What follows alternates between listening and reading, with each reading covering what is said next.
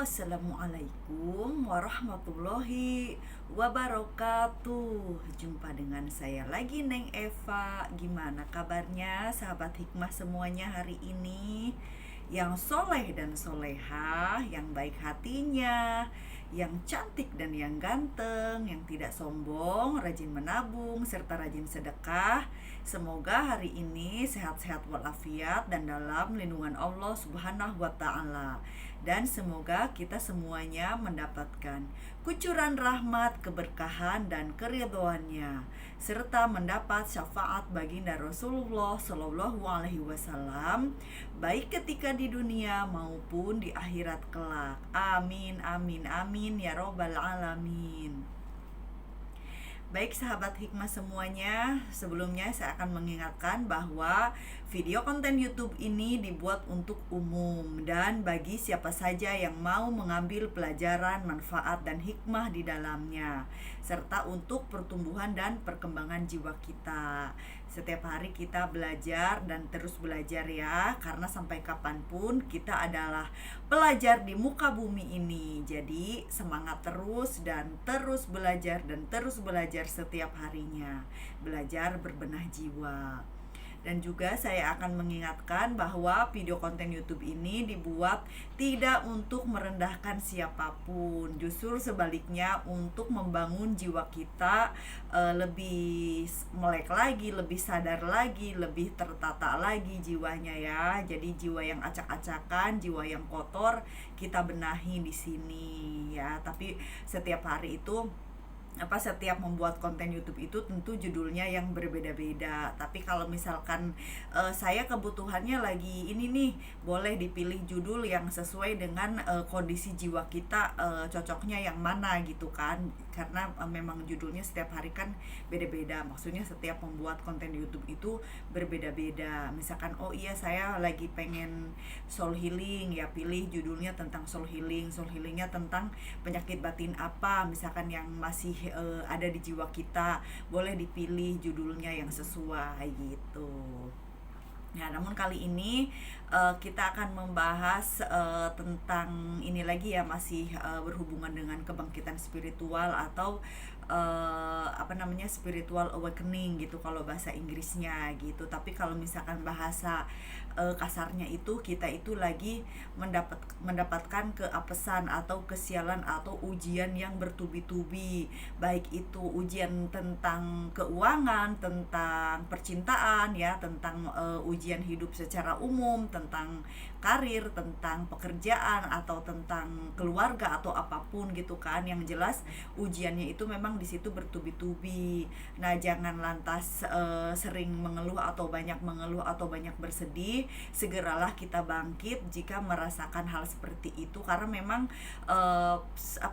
kebangkitan jiwa itu memang awalnya itu kehimpitan dulu gitu, kehimpitan jiwa, tekanan gitu kan, kesakitan gitu, terus sampai akhirnya kita mau bangkit. Makanya kalau memang mau cepat bangkit, jangan mengeluh. Kita tidak mengeluh saja, ujian itu akan masih berlangsung, karena memang hidup itu tempatnya ujian gitu kan. Tapi ini yang dibahas di sini ini tentang orang-orang yang Allah pilih untuk menjadi sesuatu di masa depan gitu. Sesuatu itu tanda kutip ya, entah misalkan akan menjadi penasehat spiritual, entah akan menjadi bos yang kaya raya, atau misalkan menjadi orang yang kaya, atau misalkan akan menjadi orang yang misalkan yang bermanfaat bagi orang lain, atau misalkan menjadi orang yang lebih baik lagi, lebih spiritual lagi, atau misalkan menjadi penasehat spiritual yang sukses, yang kaya raya, yang banyak didatangi banyak orang gitu kan untuk diminta manfaatnya gitu, atau misalkannya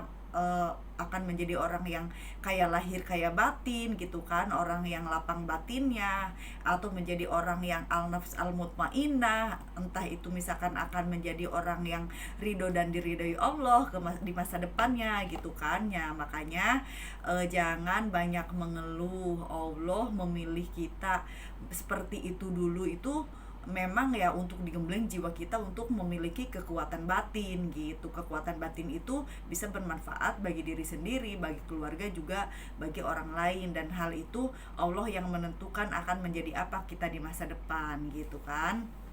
Nah, baik, tentang spiritual awakening ini kemarin kan sudah dibahas gitu ya. Semakin jiwa kita ditarik ke belakang, semakin jiwa akan melesat ke depan. Artinya apa? Semakin jadi gini, apa namanya? Titik positif dan negatif itu akan selalu berbanding lurus. Nah, jadi semakin gelap masa sisi negatifnya, akan semakin terang juga sisi positifnya gitu. Jadi semakin gelap maka akan semakin terang. Tinggal kita arahnya mau kemana gitu kan. Namun karena ini berhubungan dengan kebangkitan jiwa, tentu menuju dari negativitas menuju ke positif gitu. Jadi semakin jiwanya ke belakang ditarik, semakin melesat ke depan. Jadi semakin apesnya apes banget, atau sialnya sial banget, atau diujinya diuji banget, semakin suksesnya juga sukses banget gitu. Jadi suksesnya itu yang sangat-sangat sukses. Suksesnya di bidang apa, hanya Allah yang menentukan di masa depan nanti gitu. Karena saya di sini hanya menjelaskan saja gitu kan. Karena masing-masing jiwa itu kan ibaratnya punya kode dan kodar yang telah Allah tetapkan itu berbeda-beda gitu kan. Ada misalkan, walaupun misalkan seorang guru di sekolah, ya mungkin guru di sekolah itu akan memiliki pengaruh yang sangat kuat bagi lingkungan sekolahan gitu. Terus kalau misalkan dia di pekerjaan, akan memiliki pengaruh yang besar di bidang pekerjaan. Atau misalkan dia seorang mau naik jabatan misalkan, nah di situ mungkin dia akan sangat bermanfaat bagi masyarakat, atau bagi siapapun yang meminta nasihat, atau siapapun yang menjadi bawahannya gitu. Jadi intinya semakin kita diuji, semakin akan bagus hasilnya gitu. Tapi yang penting kita mau berbenah, jangan banyak sedih dan jangan banyak mengeluh. Nah, di sini bagaimana caranya setelah kita mengalami kesakitan-kesakitan gitu kan, atau misalkan diuji sakit atau apapun gitu kan, atau diuji sakit hati, sakit jiwa gitu, atau apapun ya intinya. Jadi jangan larut dalam keluh kesah gitu. Jadi bangkitlah jiwa-jiwa yang sakit, bangkitlah jiwa-jiwa yang tidur gitu, agar kita itu melek jiwa, kita itu menata jiwa, membenahi semuanya. Yang tadinya kita banyak penyakit hatinya, kita rubah, kita sembuhkan dengan banyak ibadah batinnya gitu. Ibadah batin seperti cara penerimaan diri gitu. Nah, di sini karena memang kebangkitan spiritual itu berhubungan dengan proses penerimaan diri, atau proses menerima kenyataan hidup, yang mana kita harus dipaksa, sakit ataupun tidak, pahit ataupun tidak, manis ataupun tidak, misalkan lapang ataupun sempit, kita dipaksa oleh Allah memang harus menerima kenyataan ini awalnya gitu kan. Karena kita tidak akan bisa bersyukur kalau kita belum bisa menerima kenyataan. Bersyukur kadang-kadang hanya di mulut saja, tapi kalau sudah bisa menerima kenyataan di dalam jiwa kita, maka bersyukur itu akan otomatis gitu ya. Jadi di sini kita harus mengubah ego kita, mengubah egoistis di dalam jiwa kita itu ke egois yang positif. Artinya apa? Paksa jiwa kita untuk menerima kenyataan hidup, baik ataupun buruk, pahit ataupun manis, sakit ataupun sehat, ataupun misalkan sempit ataupun lapang gitu kan. Jadi intinya apapun jenis ujian yang Allah berikan kepada kita, paksalah jiwa kita untuk menjadi ego yang positif. Artinya ego yang positif adalah memaksa jiwa kita untuk menerima kenyataan. Jadi gini, misalkan nih diuji ya, apapun itu ujiannya, kita kadang-kadang menolak kan, nggak nerima karena kita tidak mau berada di posisi itu. Namun apalah daya, Allah menghadapkan kita dengan ujian tersebut, maka paksalah gitu. Masa mau mengeluh terus kan nggak mungkin. Kalau mengeluh terus berarti kita masih di titik itu aja, belum maju gitu kan.